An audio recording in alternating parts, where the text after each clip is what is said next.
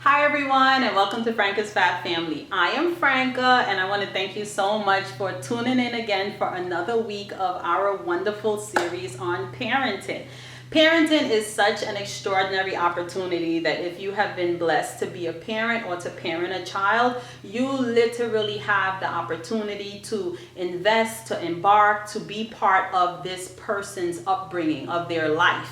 And if you have been given such a job, I want to tell you congratulations, but I know the challenges of them, and I really want to tell you that it's not for the faint of heart. So if you've been sticking and staying with me all this time, I want to welcome you. And the thing is, I want to say that we as parents, there's certain things that we need to sort out with ourselves before we can really fully help and sort out with our children. And while I'm going to look at other subject matters like health, education, financing, our emotional state really is what governs the house environment. It's what governs our children's emotional state.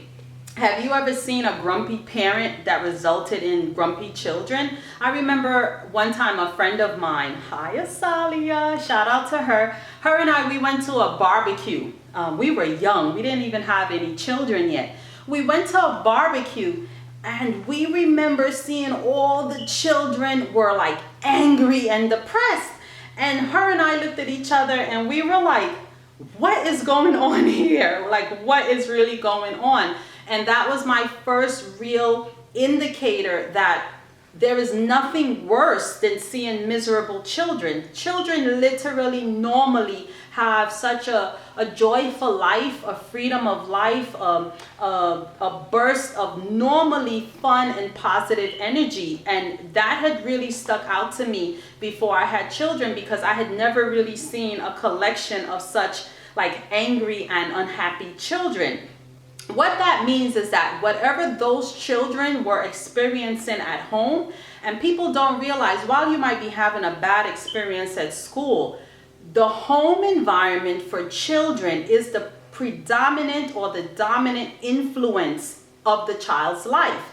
And I'm a big believer that if you have a safe, healthy, protective home environment, an environment where you're being nurtured and loved and encouraged to express yourself, guided, with good morals and principles and values, while everybody is an individual and everyone will have their own default personality, there is some fundamental things that children need, and a stable emotional environment definitely is one of them. The problem is, if you are not emotionally strong, if you are not emotionally stable, if you are not emotionally intelligent, you cannot transfer that to our children. And what I've been learning recently is that, unfortunately, if you go through a long stretch of negative experiences, abandonment, trauma, abuse in your early childhood, feelings that are just not met. I know for me, growing up, I felt like I wasn't heard. Like my opinion didn't matter. I didn't know how to express myself. So I actually really let my children tell me how they feel in a respectable way.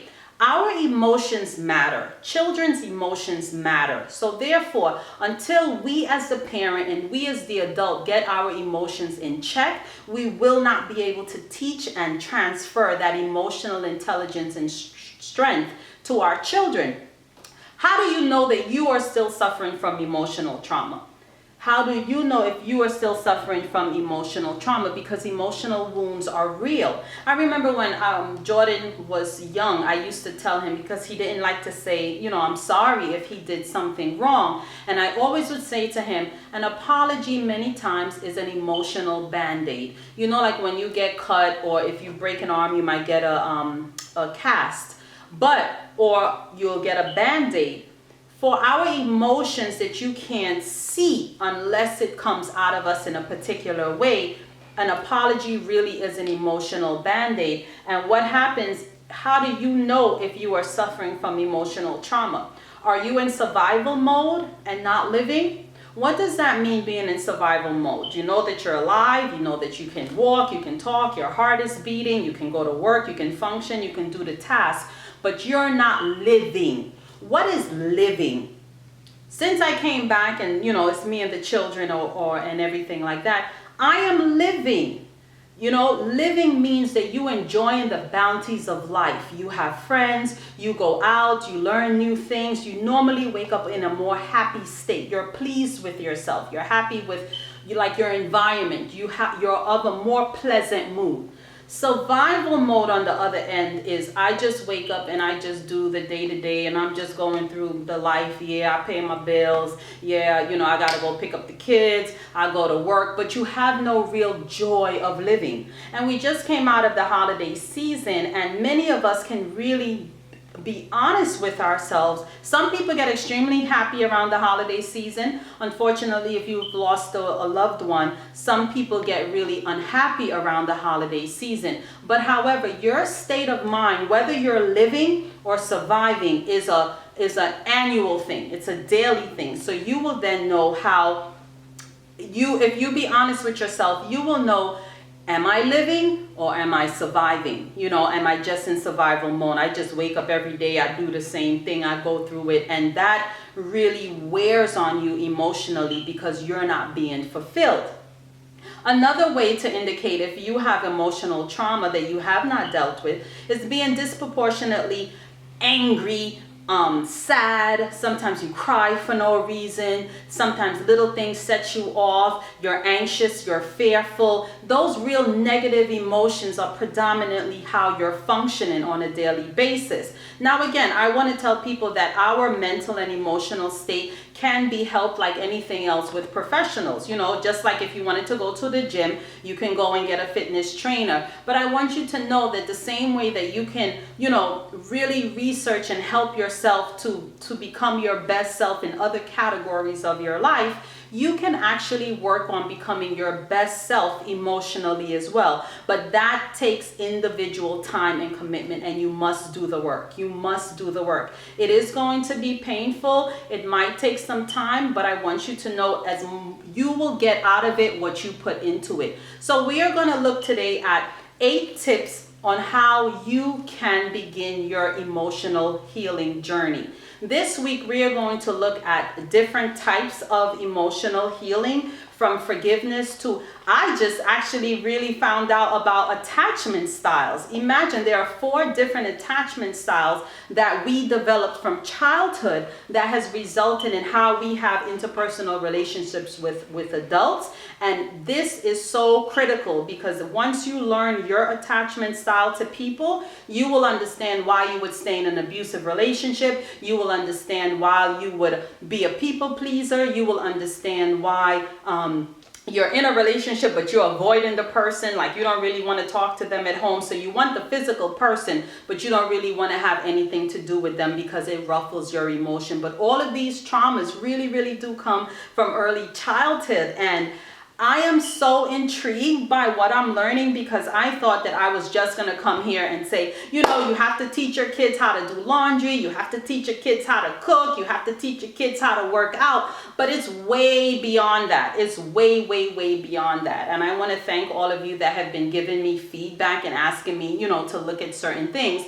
But we as adults, if we are really not looking at our emotional state, taking stock of our emotional state, is going to be very difficult to raise secure, emotional, confident, high self-esteem children. So that's what this is all about. We are aiming to create a next generation that is definitely better than ourselves and better than the generations before us. So here are seven indicators, 7 tips that you need emotional healing.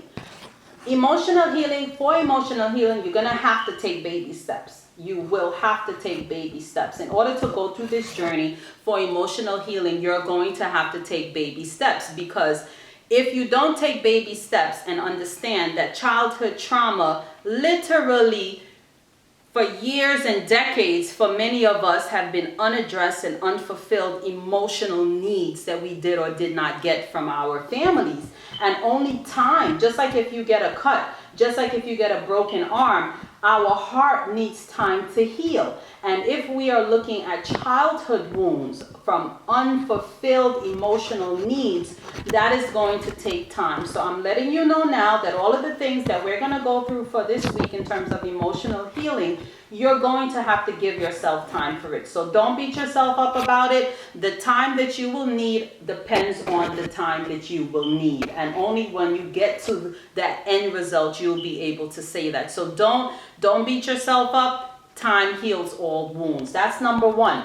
Number two, one of the other indicators are, remember that you don't have to heal 100% in order to improve your quality of life, because we want to get to a state of living. We want to show our children what it is to be living. We want our children to understand that they can go through life actually happy. We as a people, we as Black people, particularly even we as Caribbean people, we have such a long history of inherited trauma.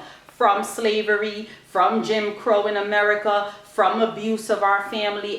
But we have to understand, one person said it to me this way: we as a people also have to be very forgiving for our, even though some parents are abusive, I'm not talking about that. I'm talking about the inherited traumas that many of us inherited, because we as a people went through so many years just trying to feed our kids.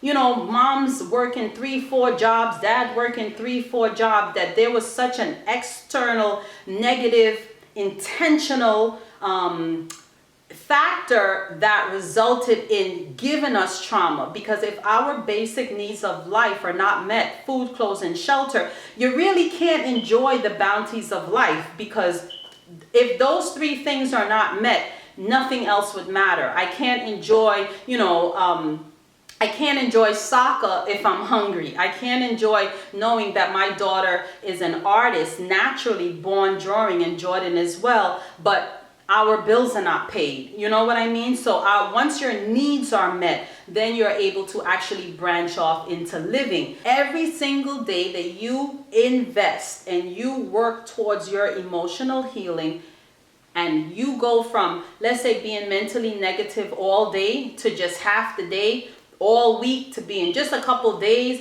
that's a win. That's a win. So let's start working on emotional healing so we can have more wins, because our children deserve it. You know, we are waiting for, our people have been taught for whatever reason that our happiness will come many times in death. We're waiting on this heaven to give us this happiness of bliss, and that's not true.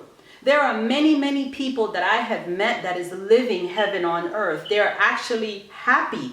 They have a happy, adult relationship. Their children are happy. They're happy in their workplace. They're contributing back to humanity and life in a very happy state. Their health is good. And what I am really, really finding is that we have to reprogram ourselves. So when you identify that you are more than likely mostly in a negative state, as a parent particularly, it's your responsibility to make sure that you get out of that state and understand that I'm going to take charge in putting myself together. 3, be patient, be persistent, and be courageous. I like to tell adults, this is your life. You only have one. When I realized that I had wasted many years of my life, hoping and waiting for someone to change or my situation to change, until I decided I was going to change my situation, my life didn't change. No one is coming to save you. No one is coming to rescue you. And that's the thing that parents don't seem, or adults don't seem to understand. This life belongs to you and you alone. Your children now are depending on you to transfer that same knowledge to them. This is your life. What are you going to do about it? And many of us as adults, we tend to wait on family members. We tend to wait on parents that abused us when we were younger to somehow come around and love us today. Once you become an adult and it is your responsibility to sustain yourself, it is your responsibility to heal your traumas. No one else is going to do it. So if you can afford professional help, go get it. If you cannot afford professional help, you need to go get the books that the professionals are going to read from and teach you. Because I have this saying, if you can learn it, I can learn it. If it's not a born talent, like, I can sing like Mariah, or I can sing like Whitney, I can run like like Florence or swim like Michael Phelps, it's like it's my responsibility with all of these learned qualities to learn what I need to do. But you first have to be honest. You first have to say, my emotional state is not where I want it to be. And it is the result of a lot of my dysfunctional relationships. So until I fix that, all that's going to happen, I'm going to move from one dysfunction to another dysfunctional and so on and so forth. And more than likely, my children are going to inherit it even worse. So be patient. Be patient with yourself. If you're starting an emotional healing journey, be patient. It's going to take time, because until now, you did not realize, wait a minute, I'm suffering. Sometimes I'm crying. Sometimes I'm lashing out. Sometimes I'm sad. And it's for no particular reason, or it's for a reoccurring reason that comes up. You just have to dig deep to find out exactly why. Be persistent. Be persistent. Your healing is your job. Your healing is your responsibility. So if you give up, it gives up. Be courageous. I mean, like, 2023, I am going to heal. 2023, I'm going to be my best me. 2023, you are going to see a new person. And for those of you out there that have known me before, you will know that if you would have known me, a couple of years ago, many years ago, I am not that same person. When people see me now and they're like, what happened to you? I was like, I found peace within myself. I found happiness in life again. And you don't realize that when you allow people to come into your life and circumstances to come into your life and start to strip you and rip you of your living, you understand? That existing mode, I'm telling you, it's like a death trap. It's an emotional death trap. And for those of you that are out there in that death trap, emotional death trap, I want you to know that if you are courageous, persistent, and patient, you can actually heal yourself. You can find the healing. Life will open avenues, open information. I mean, like the TV commercials would start talking to you. When you open up your feed on Instagram and Twitter and Facebook and YouTube or whatever, life will start to speak to you, because it's like, oh, you ready to heal? I'm ready to heal you too. So you will see it happen. Number 4 is set realistic goals. Set realistic goals. If you are going through childhood trauma, you had an absent parent, you wasn't loved, you were physically, sexually abused, unfortunately, growing up, those things have been traumatizing you for many, many years. How do you heal from that if you don't address it? Nothing goes away unless it is removed. You cannot sweep things under the carpet and expect healing. I have a little story. I remember I must have been about 10 or 11, and it was my mother's birthday. And I remember saving up my money and going to the corner store and getting her, I bought her a duster. I even remember the color, one of those old-fashioned feather dusters, and you could dust. I brought the duster home, and my little brother wanted to play with it. So I was like, no, this is for mommy. But my mother at the time, busy or for whatever reason, I remember her coming over to stop us from fighting, and she tore up the duster.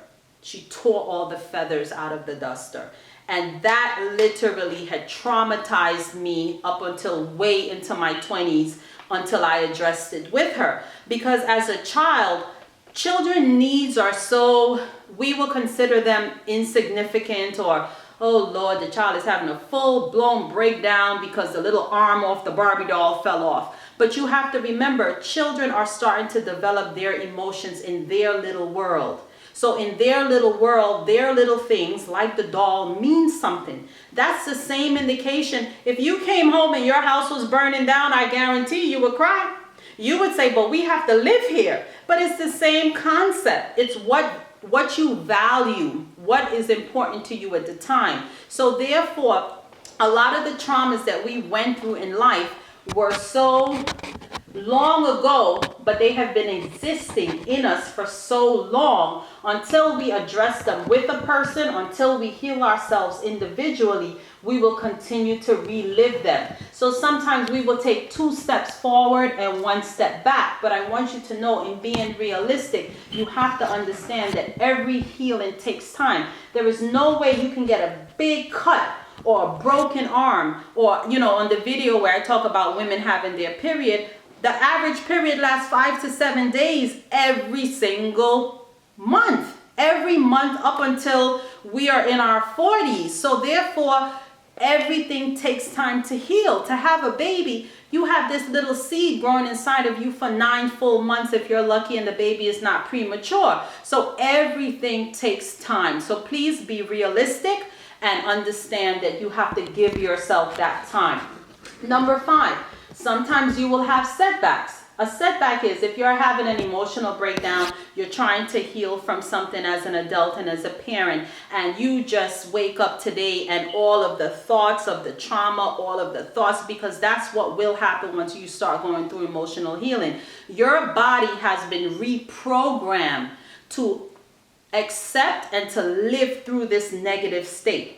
You're playing over these mental negative thoughts in your mind. Sometimes your body is also being affected negatively. So once you start to heal yourself, every now and again, the residue of those traumas and pains and thoughts will come up. But I want you to know that once you can identify it, it's actually a win. It actually is showing progress, because unlike before, when you just going through life like, I'm just pissed off, I'm just annoyed.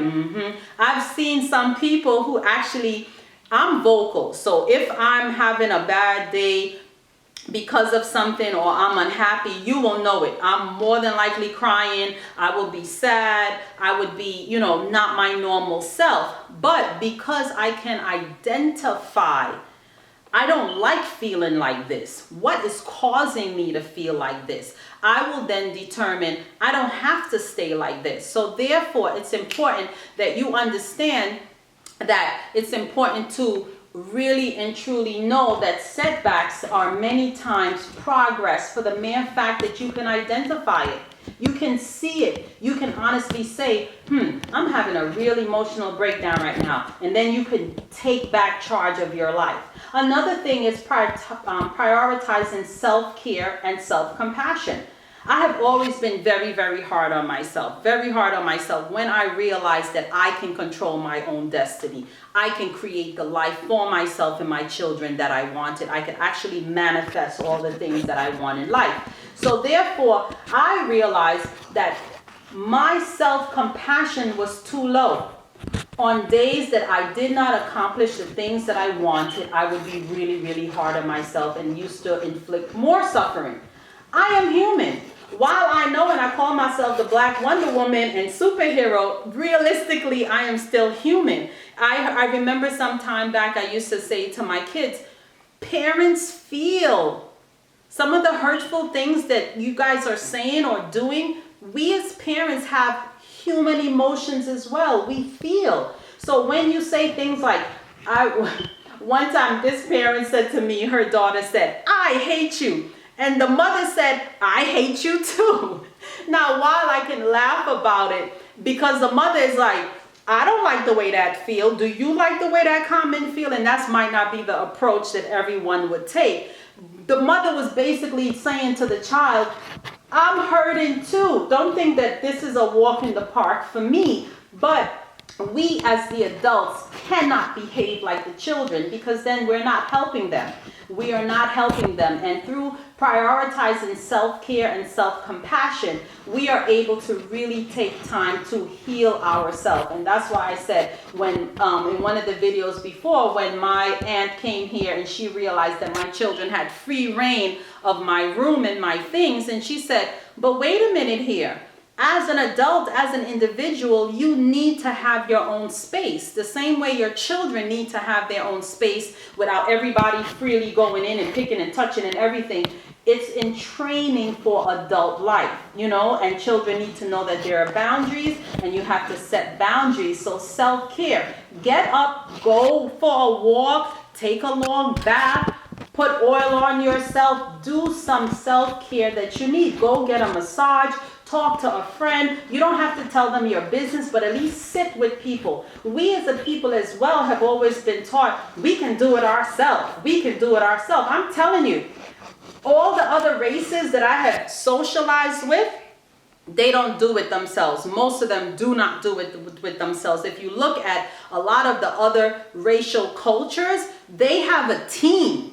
They actually have a team of people with them. They're not here suffering it out all on their own. I'm not feeling down today. I'm calling my mother. I'm calling my sister. I'm calling my aunt. I'm calling my cousin. I'm calling my friends. I see people go on vacation 30 deep. I see people have a baby and they have 150 people at a baby shower. We as a people, my people, I'm telling you, let us start healing ourselves and let us start understanding that we too are a community and we need to heal as a community. We suffered as a people. We need to heal as a people. And that's why I'm saying, all of this, but it has to start from within and we have to want to walk and take on that journey. So therefore, have some compassion for yourself and some self-care. It's needed. I mean, it will change your life. Number 7, be willing to process your feelings about the past. I have met people that honestly don't want to talk about the past, but you're traumatized because of your past, no matter what it is. If you've gone through sexual abuse, physical abuse, abandonment abuse, whatever the abuse is that you have gone through in your past, it's critical that you're able to say those things out loud and understand that I wasn't doing this to myself. There was another person that was doing this to me, and free yourself or detach yourself from the actual guilt of, oh, I'm not worthy. I must not be worthy of, being loved because I went through all of these bad things. No. The person that was in your life that did all of these terrible things to you, they are to blame and to blame 100%. And the reason why I'm doing this show is because I want us as parents not to do many of these things directly or indirectly again to our children, because it didn't profit us. Why would it profit them? You understand? So it's so important that you're able to really be honest with your past. Our culture, again, has taught us to, no, you can't tell anybody because they're going to tell your business, or they find people that are genuinely for you, people that genuinely love you, care about you, and you have to start opening up about these things. And you may go through times that you tell a friend and then you hear the news back on the street. Again, the violator, the person who abused you or has abused you or is abusing you, they are 100% at fault. It's not you. Your healing is you. The steps you want to take for your future and your children is you. But all of that stuff, if you didn't inflict it on yourself or another person, then you really have to release yourself from the guilt or from the attachment of the shame from that. Another thing is, we go now, and I was just finished saying that we have to ask for help. You don't have to heal alone. We don't have to suffer alone anymore. You have to be able to find a friend, a confidant, a professional. I remember one time I might have been like 15 or 16, and something was happening, in the house. And I remember calling the operator. I went out to, that's when we had pay phones in New York. And I remember calling the operator and I said, can I just speak to you for a moment? And I spoke to the stranger on the phone. And the reason why is because sometimes we need to get it out. You need to get that information and that energy out of you. I met someone a couple months ago where he can contain so much like bad feeling. And I said to him, you're like an incubator of such negative feelings. And that's why emotional trauma is now being clearly linked to indigestion. It's actually being linked to a heart attack. It's being linked to so many dysfunctions in our bodies because we are not taking time to not only let those things go, but let it out. You have to let it out. Once I left, a really bad situation and I healed from it, my cup is empty as it relates to trauma. You can't come into my life now and bring me like misery or unhappiness and I'm just going to take it like, oh, okay, this is what this feels. It feels so foreign to me now. That's why even with Jordan, when he was going through his teenage woes, I was like, what is going on here? But you can't disown your children. You can't give up on your children. And I know a lot of parents that do give up on their children because the new emotional and teenage pubescent trauma that the children might be giving you, because they are going through something themselves. I got up and I went and researched, what is a teenage boy going through? I learned and understood the chemical and the physical burst of development that the child is going through, which really normally leaves them in a state of confusion, in a state of competition, in a state of, I'm a man now, but so I had to learn strategies on how to deal with that. When my other two boys and my daughter go through their teenage woes, it's going to be a different ball game because I'm grounded in enough real information. Being a librarian, it taught me that there's so much information in the world that if you really have any issue, any problem, people have taken and invested their whole life to study an issue.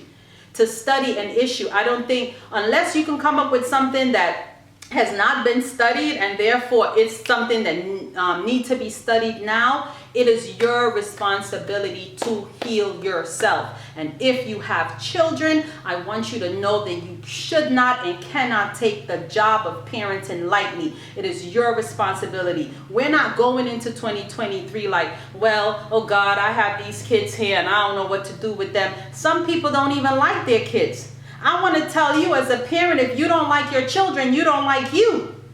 Some people would say, well, they have a father or they have a mother and they get this from that person, or everything can be learned and fine-tuned. It is your responsibility. You do not, as an adult, get to continue to blame your parents that may have very well been bad. They were bad, straight up bad parents. You do not get to seek out your parents in adult life and hope, can you love me now? Can you protect me now? That's the worst thing you could do.